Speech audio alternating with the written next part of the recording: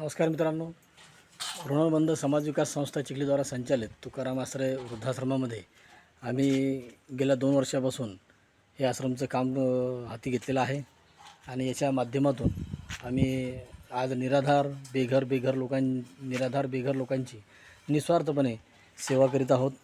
या सेवेच्या माध्यमातून आतापर्यंत आम्ही 37 ते 38 लोकांना या ठिकाणी न्याय देण्याचं काम केलेलं आहे.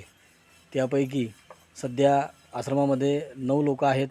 काही लोक स्वइच्छेने गेलेले आहेत, तर त्यांना काही त्यांचे पाल्य येऊन त्यांना घेऊन गेलेले आहेत, जेणेकरून ते घरी गृही परत गेलेले आहेत. अशा प्रकारचं काम आमच्या